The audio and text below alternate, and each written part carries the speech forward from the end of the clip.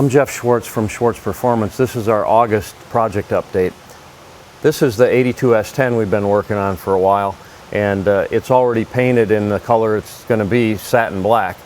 We're just waiting for the dash to be upholstered, and then we can fit that and put the instruments in and do the final assembly.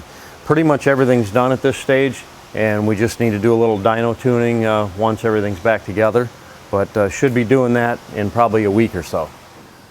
So I've often been asked the question, what is a monoblock brake? Well, this particular S10 pickup has the bare monoblock brakes with our Schwartz logo, and what that means is this entire caliper is one piece and it's been machined from a solid forging. So there's no bolts holding the two caliper halves together to flex and deflect under braking loads, and it's a much more rigid caliper design, and you get better braking power. These are quite expensive, however, about $9,000 for a full set. We're close to wrapping up this 73 Cutlass project. We've done some customization to the front end. Essentially, we removed the gigantic 5-mile-an-hour bumper off of it and found that these grills actually extend all the way down to the bottom of the valance. Fabricated a custom chin spoiler, did a little fill-in work on the centerpiece, and then we fabricated these corner pieces and then put the parking lights from a 72 RS Camaro. Looks a lot cleaner without that big bumper on there, and we'll show it to you on the ground in a moment.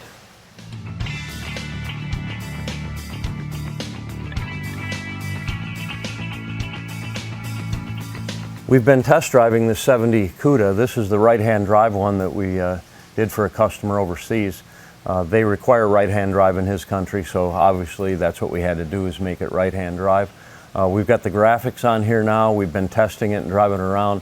We want to put 500 miles on it before it gets shipped out and make sure that everything's buttoned up and real tidy. This is the 68 Camaro with the LT1 engine from the modern Corvette, and we're buttoning up the wiring on here and a few little details, and then it's going to get painted. Here we have the 66 Pontiac GTO that we're doing a chassis install. We've had the 389 out and resealed the oil pan and the front cover, and now we're going to fabricate the exhaust system, and then once that's done we'll smooth the firewall and so forth. This is getting that tri-power EFI I showed you last month. Pretty trick piece. Gonna be cool. This is the 28 Ford Model A depot hack that we're working on. We've got the chassis mocked up, and we just had the wood guy in looking at what we've got here. He's going to be doing all the woodworking on it, and we're building the chassis as well as the floor pan for it. We're trying to make this look retro, but actually have modern stuff underneath. So we've got these wheels with extra spokes in them, so they have more load carrying capacity, and they even have a knockoff, which is pretty cool. We're going to actually hide the disc brakes under a cover so that they look like a drum, and it's getting a fuel-injected 302 Ford. This chassis is for the 67 Coupe that we did the wide body kit on. This chassis has been powder coated and it's going back together now for the final assembly. This is the 924 Porsche that we're making a 924 GTS replica from.